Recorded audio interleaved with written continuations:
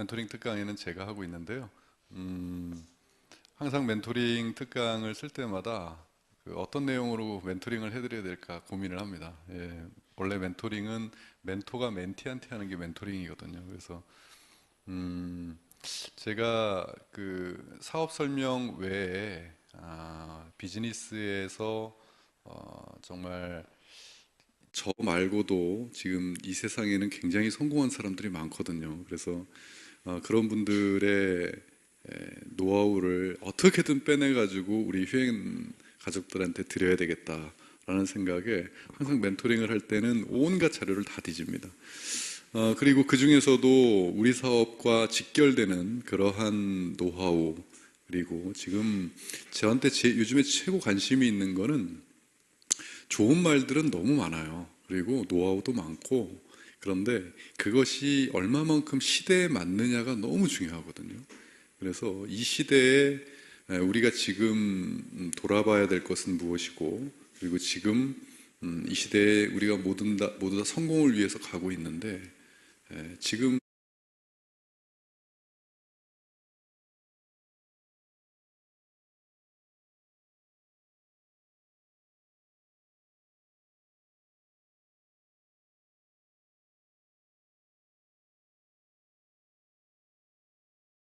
스타트업이라고 지은 이유는 우리 사업 자체가 스타트업 사업이에요.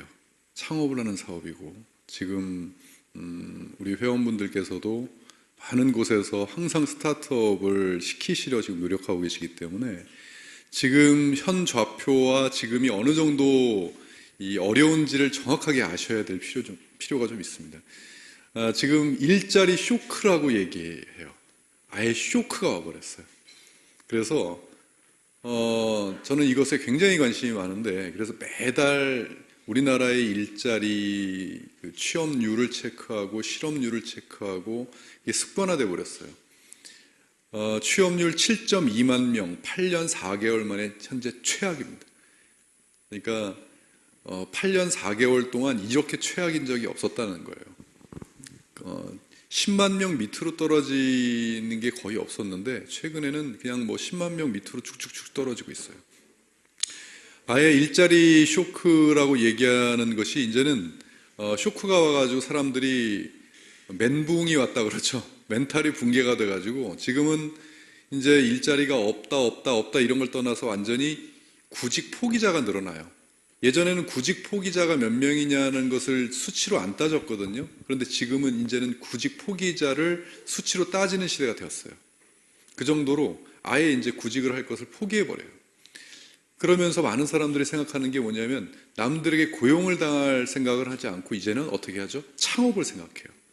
창업을 생각하는데 그 창업 성공률 또한 어떻는지를 우리가 정확히 봐야 됩니다. 외환위기면 IMF입니다. IMF 이전에는 창업 성공률을 343이라고 얘기했어요. 343. 뭐 디테일한 프로테이지나 이 성공률을 여러분들 막 깊이 들어가면 머리 아프니까 간단하게 343. IMF 전엔 30이 성공률이에요.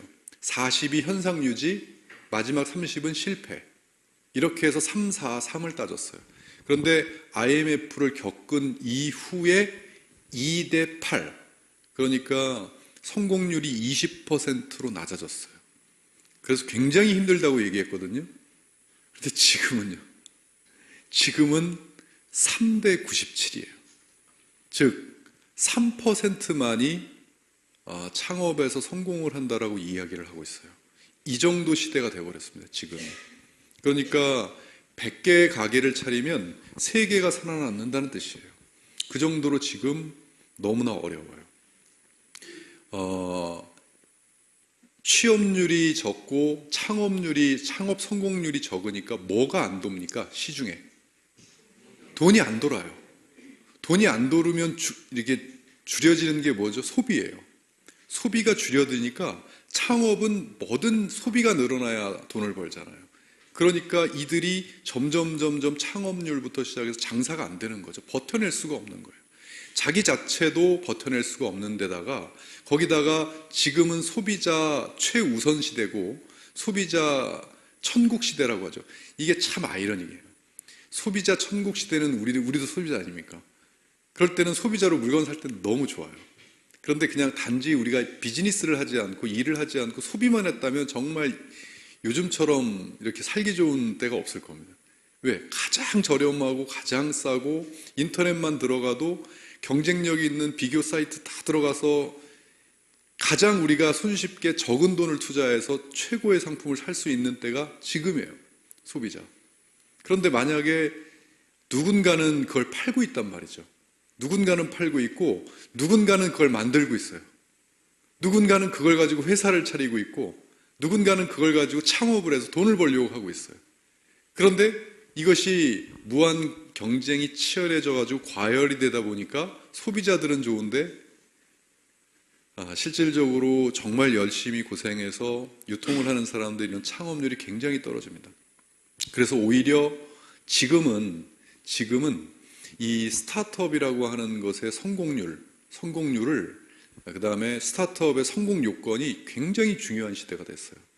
그래서 이 스타트업, 오늘 주제가 바로 스타트업이고 이 스타트업 창업을 하는 데 있어서 성공 요건이 무엇인지 이 세상에서 지금 현재도 이렇게 어려운 때에도 승승장구하는 기업들이 있고 정말 스타트업을 해서 다른 사람보다 앞서는 그런 이들이 있거든요.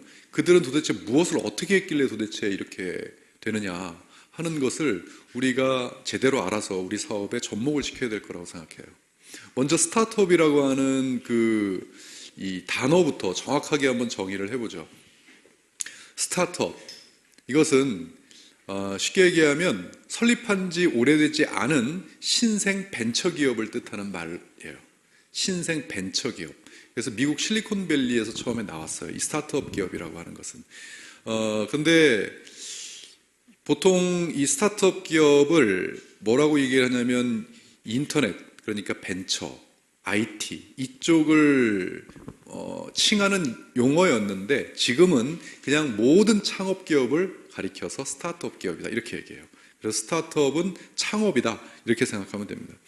그래서 지금 많은 기업들이 창업을 하고 있지만 100개에서 3개가 살아남는다 할 정도로 지금 어려운 때 그 3개는 도대체 뭐 때문에 살아났냐는 거예요. 그리고 3개가 아니라 그 3개 안에서도 전 세계에서 굉장히 커다란 성공을 거두는 스타트업 기업은 반드시 그 이유가 있는데 그 이유를 전문가들이 그냥 둘 리가 없죠. 분석했어요. 분석했더니 크게 4가지 이유가 나왔어요. 근데 우리 사업에 있어서 정확하게 적용이 됩니다. 그 4가지를 오늘 하나하나 여러분들에게 알아볼 텐데 가장 첫 번째 스타트업의 성공 법칙 첫 번째가 바로 가장 단순한 겁니다. 가장 단순해요. 컨셉. 그러니까 기존 거와 차별화된 컨셉이 분명해요. 근데 이것도 막연한 얘기일 수 있죠. 컨셉 분명하다. 그게 잘 안 와닿는다. 그래서 보면 아이디어가 한 줄로 정리가 돼요. 딱 한 줄. 보통 미국에서는 뭐라고 그러냐면 5개의 단어 안에 정리가 된다. 그렇게 컨셉이 분명한. 예를 들면 여러분 페이스북은 무엇이 컨셉이었는지 아십니까? 페이스북 저 맨 밑에 친구를 위한 네트워크가 컨셉이었어요. 그러니까 한마디로 페이스북이 여기 읽어보면 페이스북처럼 초기 아이디어가 덜 보편적이어도 상관없는 거예요. 명확하게 뭐만 있으면 된다? 컨셉이 명확하고 한 줄로 아이디어가 딱 되면 되는 거예요. 자, 페이스북이 오늘날 전 세계인들을 엮죠. 이렇게 그런데 친구를 위한 네트워크가 이들의 아이디어였어요. 친구 누구? 하버드 친구들. 하버드생들을 학생들을 연결해야 되겠다. 이렇게 단순하게 시작한 페이스북이 오늘날 하버드를 뛰어넘어서 전 세계인들을 엮어버린 거예요. 그러니까 A Network for Friends 라고 하는 단순한 아이디어 하나가 컨셉이 분명하잖아요. 그래서 이렇게 됐고 여러분 우버 아실 겁니다. 우버.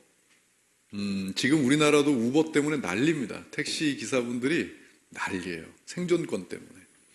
이거는 뭐냐면 이 우버의 아이디어는 자동차 온 디맨드. 디맨드 뭐예요? 요청하는. 그러니까 한마디로 자동차를 요청한다는 뜻인데 차량도 기사도 없는 택시 서비스예요. 우버를 아직 모르시는 분 많으실 거예요. 우버는 제가 캐나다에 갔을 때 식당에서 식사를 하고 거기가 좀 외졌어요. 외졌는데 한 분이 휴대폰을 딱 열더니만 우버 택시를 딱 부르니까 2분 만에 왔어요. 2분 만에. 근데 우버는 그 회사에서 자동차를 소유하지 않습니다. 그리고 기사도 없어요. 어떻게 해요?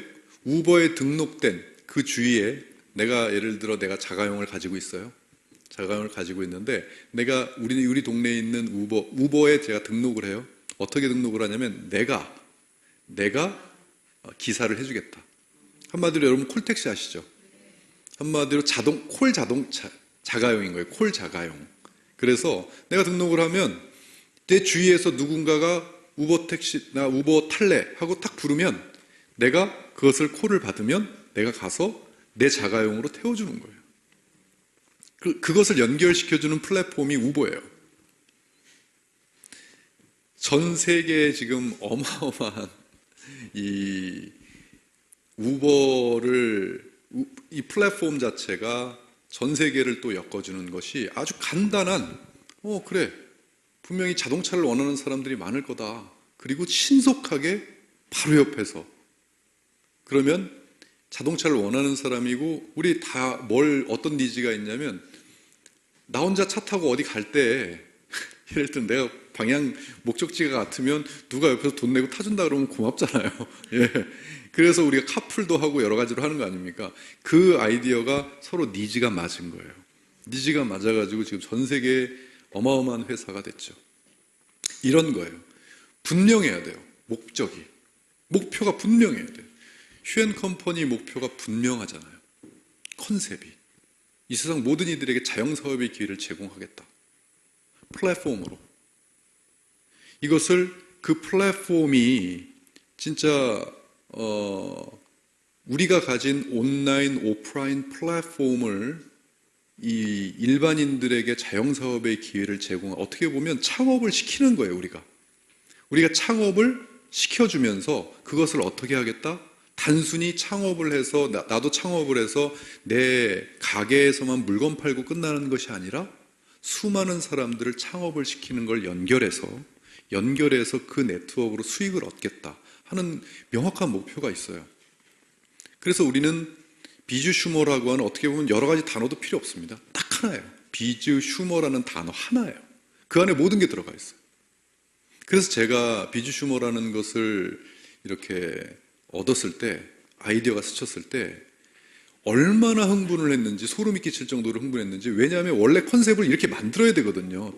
car on demand, network for friends 이렇게 단어를 엮어서 만들어야 돼요. 몇 개를.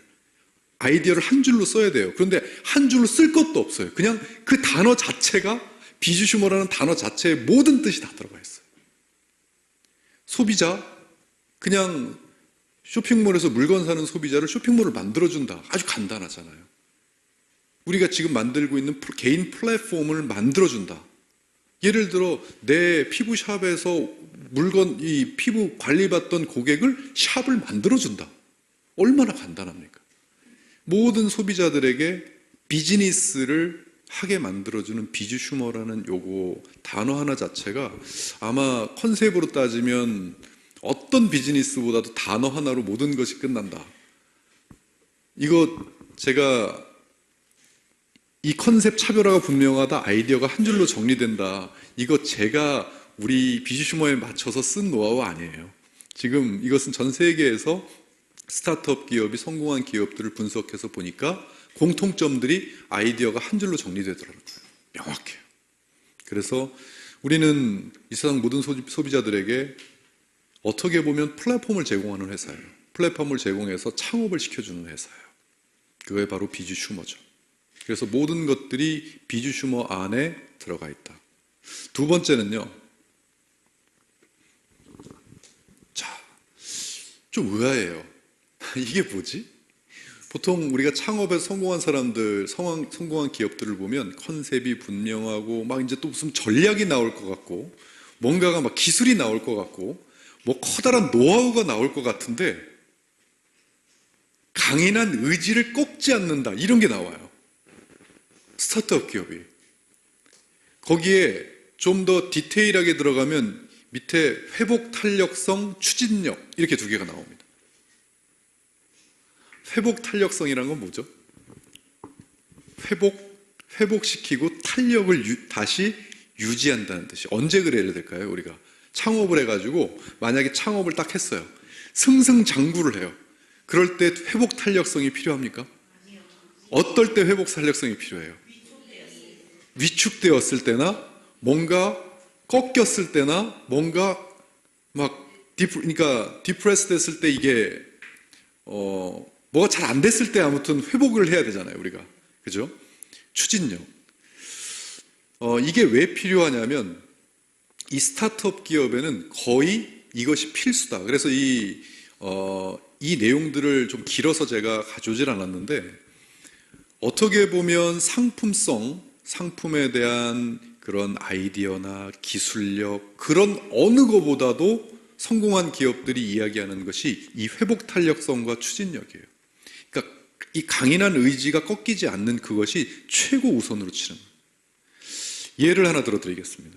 여러분 에어비앤비라는 회사 아세요? 에어비앤비. 이게 뭐 하는 회사입니까? 숙소 제공하는 회사죠. 2008년 스타트업을 했어요. 2008년에 스타트업을 해서 지금 현재 190개 국가에서 34,000개 도시에 진출을 했어요.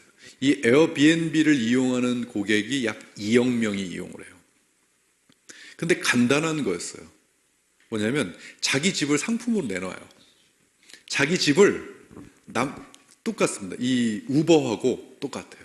자기 차를 택시로 내놓듯이 자기 집을 숙박업소로 용으로 내놓는 거예요. 그래서 주위에 누군가가 우리 동네로 숙박을 하러 온다고 하면 나는 거기 플랫폼에 우리 집을 내놓겠습니다라고 이렇게 등록을 해놓으면 그게 매칭이 되면 우리 집에서 민박하는 거예요. 말 그대로 민박이에요. 이미 우리나라에서는 이제까지 하고 있었던 민박을 플랫폼에다 얹어놓으니까 이런 세계적인 회사가 돼버리는 거예요.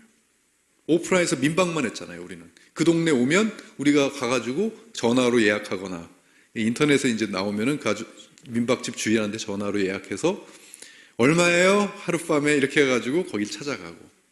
예전에 그런 인터넷이 없었을 때는 그냥 그 동네 가서 찾았잖아요. 가서 민박하면 들어가서 했던 것이 인터넷상에 올라오니까 이제는 전화해서 그것을 어디로 퍼뜨려버린 거예요? 전 세계로 퍼뜨려버린 거예요. 그래서 우리 집을 이렇게 공개하고 사진 찍어서 올려놓고 플랫폼에 올려놓으면 전 세계인들이 그 나라를 방문할 때 그 플랫폼에 들어가서 매칭이 되면 자, 여러분들이 조금 뭐가 여기서 느껴지셔야 돼요. 플랫폼화가 안 됐을 때와 플랫폼화가 됐을 때 어느 정도로 전 세계 이 사이즈가 커지는지가 이 시대가 그런 때라는 걸 느끼셔야 돼요. 그런데 제가 이 에어비앤비를 소개하려고 한 게 그걸 소개하려고 한 게 아니에요. 이 에어비앤비가 처음에 나왔을 때 어땠게요?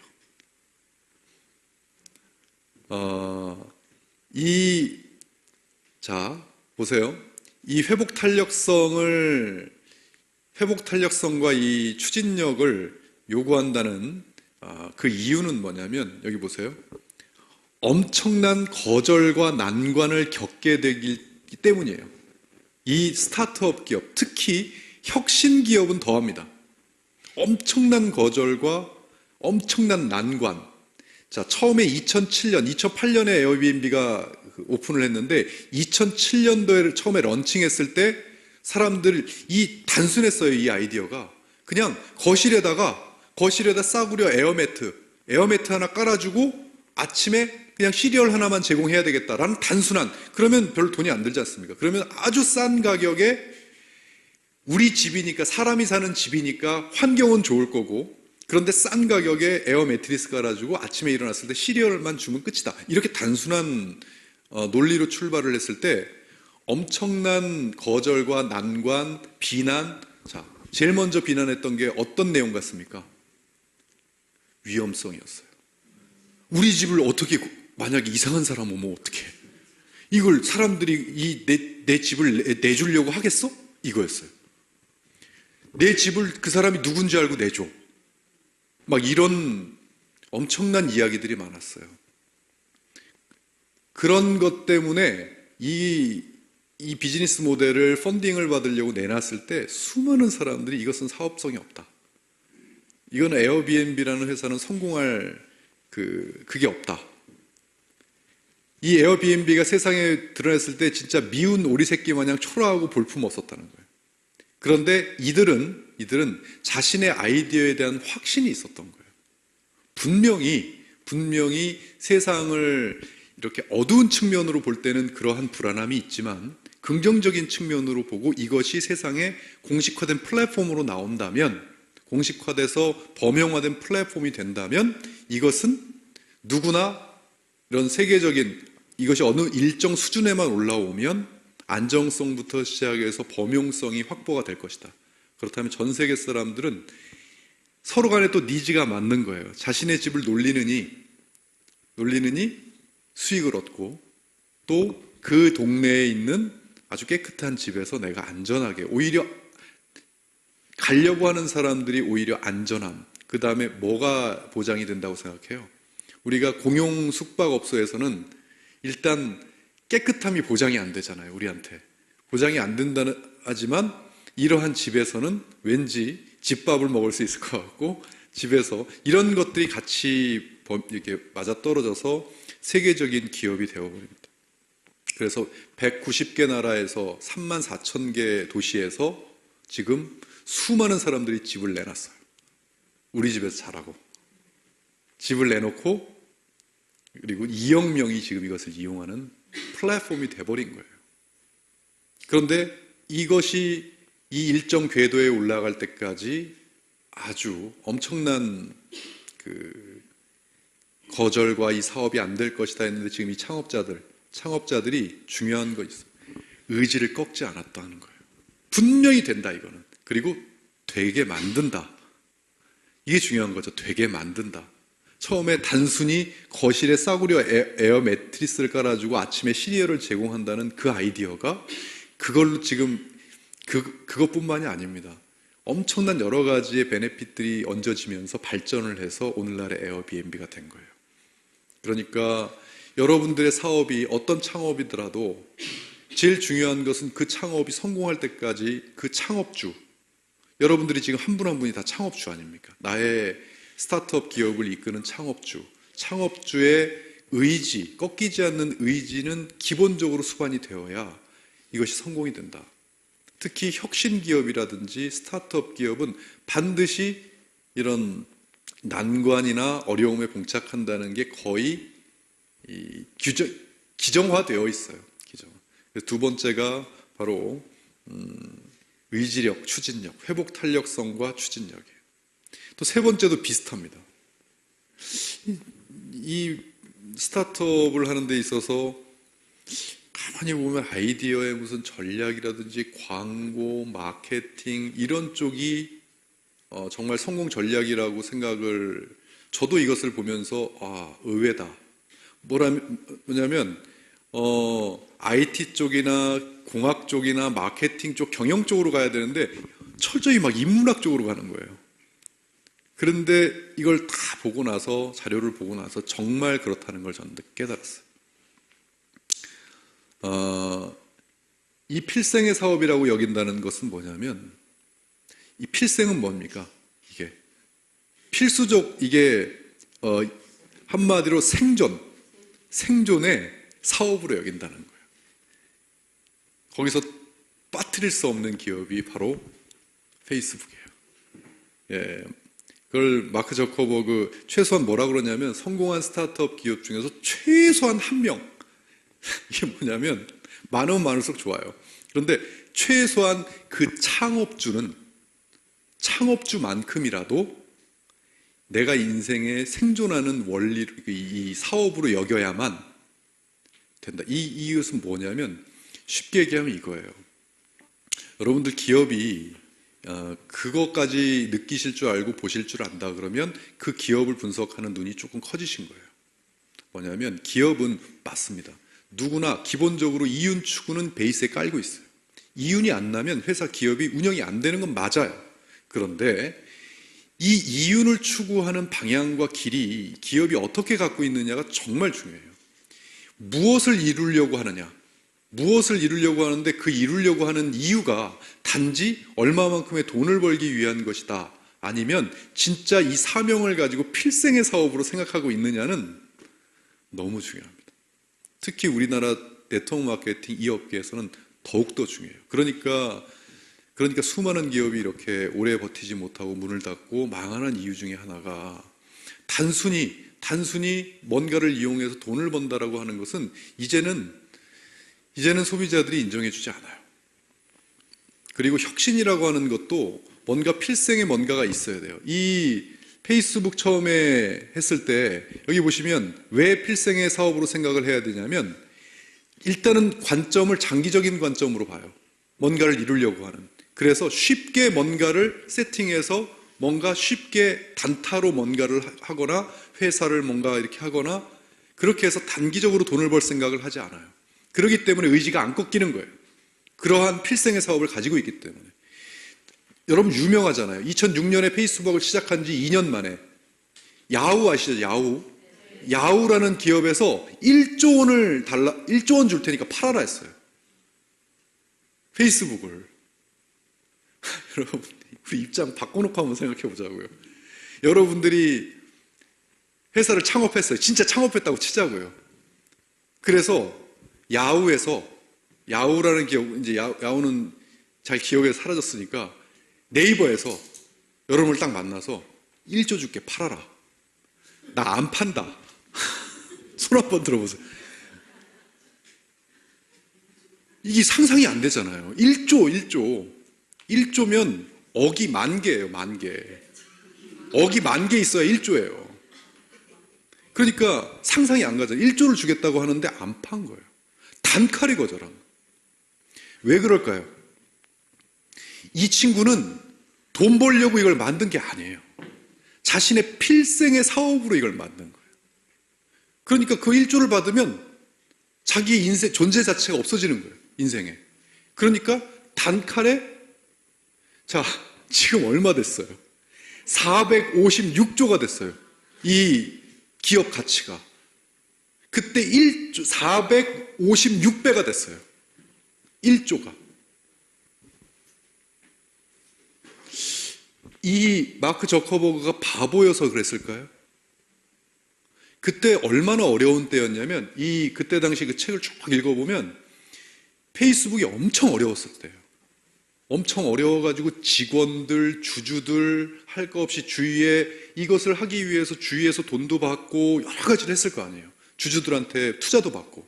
그런데 수익이 안 나오니까 이 마크 저커버그를 주위에서 막 뭐 하는 거냐 막 난리가 났었던, 굉장히 어려울 때 막 직원들은 떠나고 그런 상황이었단 말이에요. 그런 상황에서 구세주가 딱 하고 나타난 거예요. 그래서 1조 원을 주겠다고 했는데 거절을 해버리니까 그때 엄청나게 많은 이 공동 창업자들부터 시작해서 주위에 있는 사람들이 다 떠났어요. 진짜 떠났어요. 예? 이 완전히 홈런 칠 기회를 놓쳤다라고 하면서 저런 CEO하고는 나는 함께 할 수 없다 하면서 떠났어요.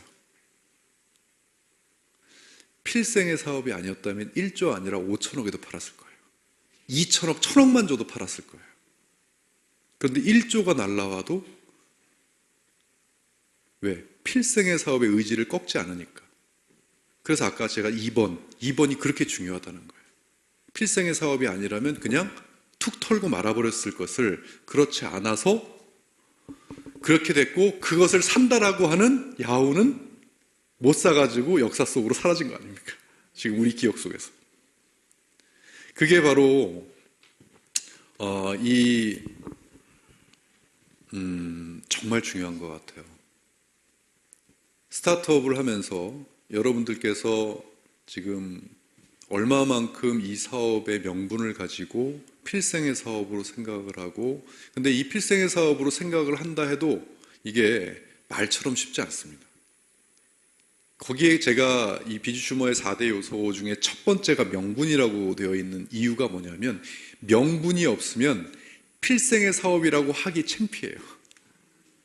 그렇잖아요. 명분이 강하지 않으면 이걸 나의 인생의 필생의 사업입니다라고 이야기하기가 창피해서 못합니다. 그리고 그런 명분이 없으면 필생의 사업이 안 되기 때문에 금방 꺾이고요. 더 크게 성공할 수 있어도 거기까지 가지 못하고 중간에 방향을 선회하기도 하고요. 그래서 명분이 중요한 거예요. 이 회사, 휴앤컴퍼니라는 회사가 지금 비즈슈머라는 것을 만들 때 분명히 아이디어가 딱 한 단어로 함축이 되어 있죠. 비즈니스, 컨슈머. 이 세상의 모든 컨슈머들에게 비즈니스를 할 수 있게 만들겠다예요. 너무 간단하죠. 근데 지금 여러분 휴앤컴퍼니의 지금 현재 우리 좌표를 한번 보자고요. 우리 휴앤컴퍼니에서 사업을 하고 있는 형태, 그러니까 컨슈머들에게 비즈니스를 지금 시키는 형태가 몇 가지입니까? 크게 나누면. 네트워크 비즈니스로 해서 플랫폼을 설명해서 사업을 시키는 형태 하나. 또 샵을 차려서 창업을 시키는 형태. 헤나샵도 있고 피부샵도 있고 지금 형태 이 두 가지예요. 현재 크게 나누면. 근데 이 두 가지로 끝날 것 같습니까? 결코 그렇지 않아요. 휴앤컴퍼니가 지금 아이디어를 내고 소비자를 창업시키는 아이디어를 끊임없이 내었을 때는 우리는 목표가 분명해요. 소비자를 창업시키겠다. 소비자를 돈 벌게 만들겠다. 어떤 수단과 방법을 가리지 않고도 소비자를 플랫폼을 만들어주겠다는 거예요. 이 세상 모든 소비자들이 정말 재밌게 돈 벌 수 있는 플랫폼을 만들겠다라는 명확한 목표가 있어요. 지금 저희는 휴앤컴퍼니는 이제 휴월드라는 모체를 만들어 놨고 이제 이걸 기반으로 해서 개인 플랫폼 작업에 착수를 했어요. 우리가 원래 하려고 하는 개인 플랫폼을 만들어야 되겠다. 여러분 하나하나가 지금은 통합적인 휴월드를 이용하고 계시잖아요. 이건 개인 플랫폼이 아닙니다. 통합 플랫폼이지. 여기에 계신 한 분 한 분이 내 플랫폼이 있어야 돼요. 내 플랫폼을 가지고 내가 꾸미고 내가 돈 벌고 내가 할 수 있는, 내가 자유자재로 할 수 있는 그런 비즈니스 모델이 나와야 돼요. 그게 제가 처음부터 비즈슈머를 얘기할 때 이 세상 모든 소비자들에게 플랫폼을 선물하겠다. 그걸 그게 새롭다라고 만약에 지금 휴월드를 그대로 놔뒀다면 새로울 게 뭐 있습니까? 아마존도 그렇고 네이버도 그렇고 다 하나인데 그 플랫폼 모델에 수많은 것들이 얹어지면서 진짜 우리가 하려는 소비자들에게 플랫폼 사업을 재미나게 시키는 그런 아이디어가 우리 안에 있는 거죠. 그것을 휴앤컴퍼니 최소한 우리 직원들도 그렇지만 또 우리 휴앤컴퍼니 가족분들 중에서도 필생의 사업으로 생각하고 계신 많은 동지분들이 계시지만 그분들 포함해서 최소한 저 하나는 필생의 사업으로 생각을 하고 있어요. 그래서 제가 언젠가 어느 어려움이 오든 어떤 난관이 오든 어떠한 타협이 나한테 온다고 해도 타협하지 않겠다. 그 목적을 달성하는 거라면 그건 타협이 아니라 협의죠. 협의를 해 나가더라도 그것을 타협하지 않겠다라는 이야기를 한 거죠. 그리고 그것을 이루기 위해서 계속 만들어 가고 있고요. 그렇기 때문에 지금 세 번째까지, 첫 번째는 목표가 분명히 해서 아이디어가 한 줄로 나와야 되고, 두 번째는 뭐예요?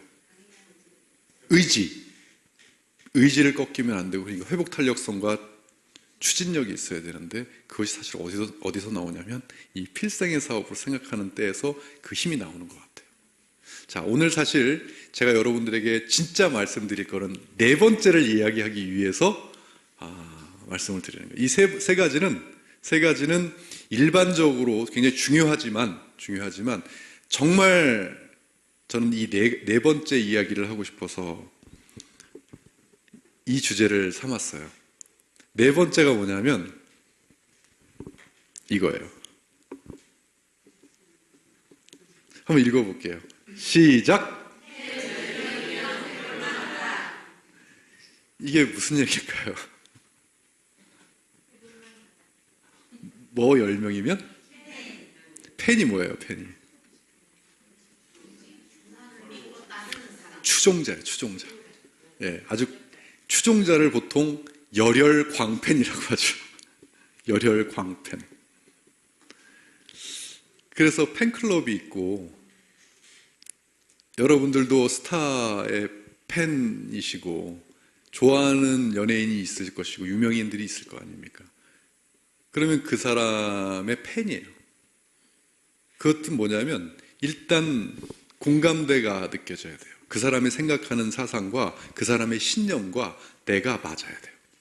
맞으면 일단 마음에서 뭔가, 근데 그 사람이 뭔가를 이끄는 리더가 되어 있을 때는 내가 그의 팬이 되는 거예요.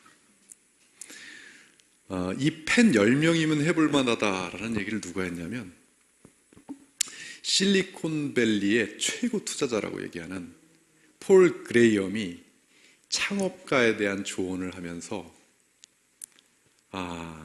당신 주변, 일단 빨리 아이디어가 있다면 빨리 출시하라.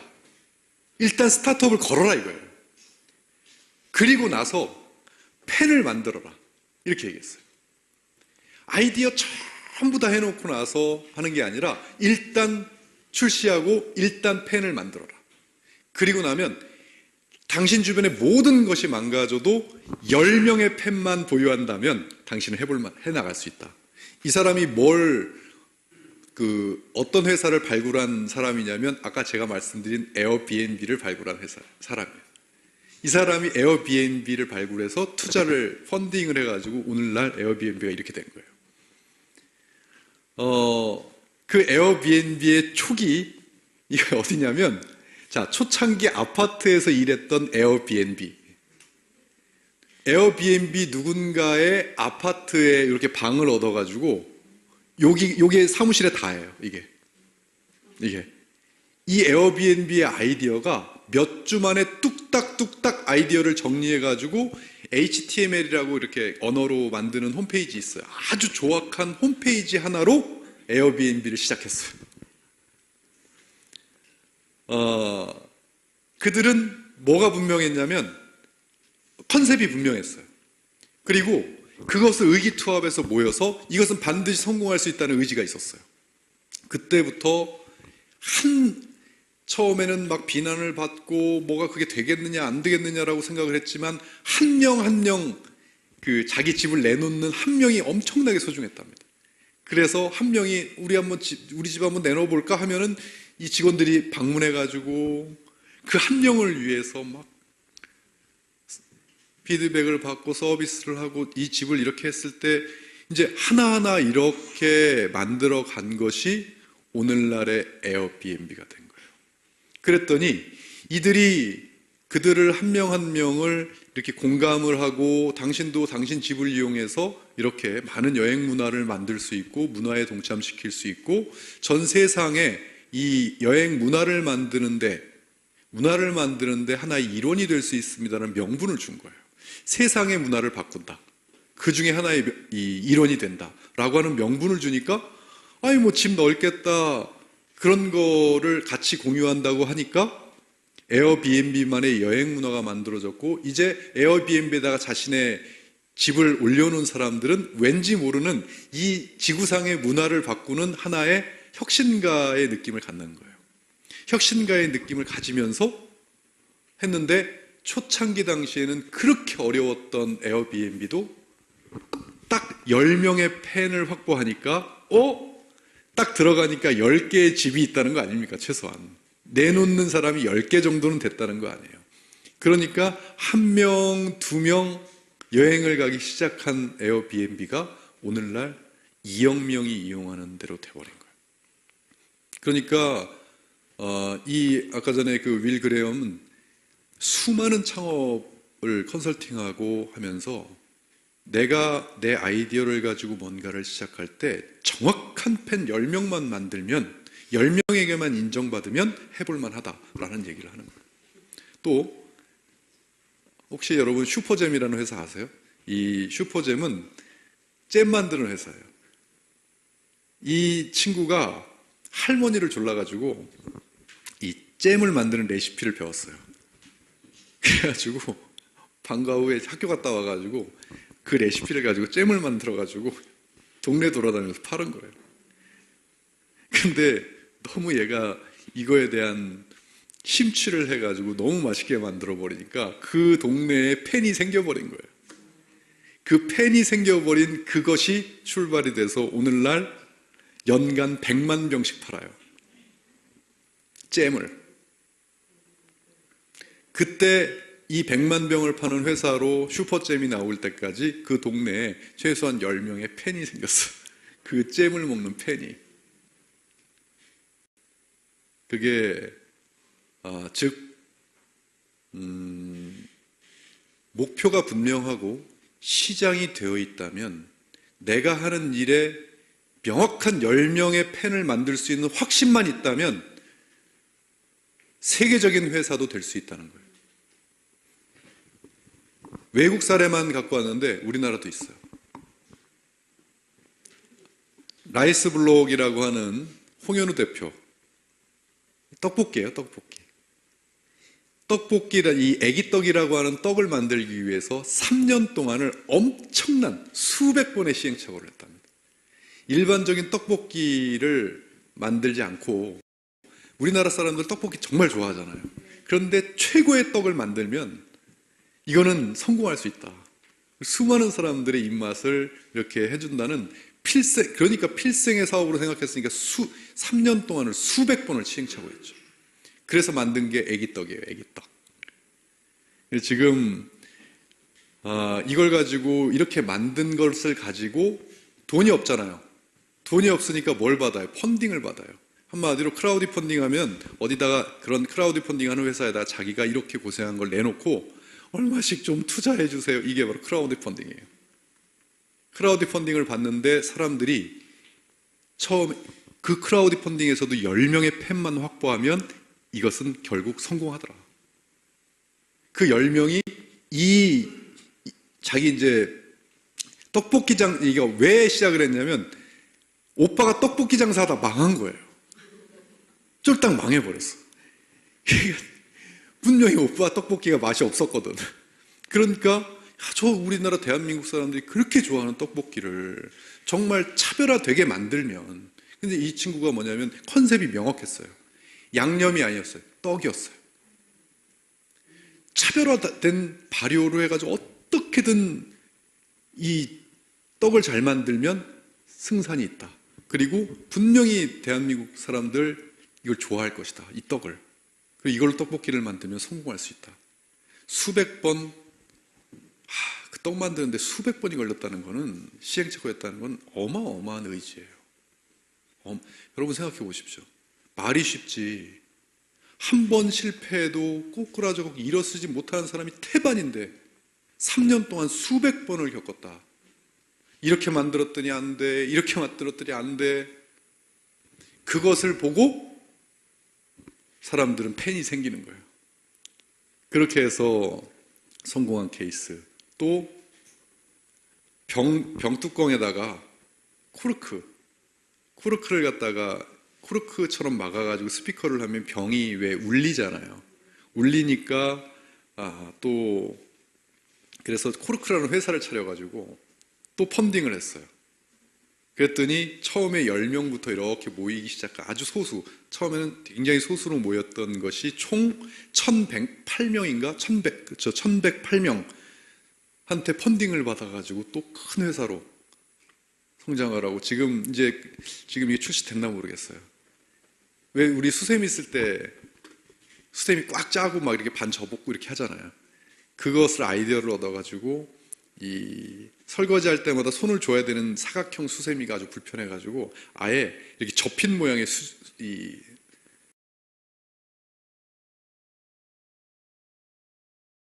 디자인한 거예요.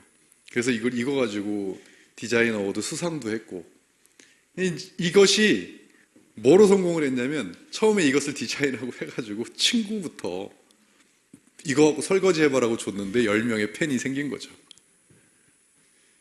10명의 팬이 생겼으니까 역시 마찬가지로 펀딩에도 성공을 한 거죠. 자, 그럼 여러분 뭐예요? 10명의 팬만 있어도 해볼 만하다는 거예요. 여러분들이 만약에 지금 하고 계신 비즈니스가, 우리 비즈니스가 정말 명분이 있고, 그리고 여러분들이 가지고 있는 사업 아이템이 여러분들의 이 신념과 비전, 이것을 공감해 줄 10명의 팬만 만들 수 있는 비즈니스라면 세계적인 회사로도 갈 수 있는 가능성이 있다는 거예요. 저는 10명의 팬 만들 자신 있습니다. 저희 휴앤컴퍼니가 지금 가지고 있는 제품력 하나만으로도 10명 이상 만들 자신 있어요. 또 지금 저희가 가지고 있는 플랫폼, 그리고 앞으로 우리가 지금 개발해낼 플랫폼부터 개발해낼 제품 시스템, 그런 것들로 정말 우리가 이루려고 하는 그 비전 있는 미래에 10명의 광팬을 만들 자신 있어요. 자신 있습니다. 그렇다면 우리는 컨셉과 차별화가 분명하고 한 단어로, 비주슈머라고 하는 그 단어로 모든 것을, 이 세상의 모든 컨슈머들에게 비즈니스를 제공한다는 명확한 컨셉으로 필생의 사업으로 여기는 회사를 위시해서 여러분들, 그렇게 되면 강인한 의지를 가지고 10명의 팬을 만든다면 저희는 이 세상도 바꿀 수 있다고 저는 확신하고 있습니다. 그래서 오늘 이 멘토링 특강에서 다른 건 다 잊어버리셔도 됩니다. 다 잊어버리셔도 되는데 팬 몇 명이면 충분하다고요? 예, 팬 10명이면 해볼 만합니다. 여러분들의 광팬 10분 이상 꼭 만드시길 바라겠습니다. 고맙습니다.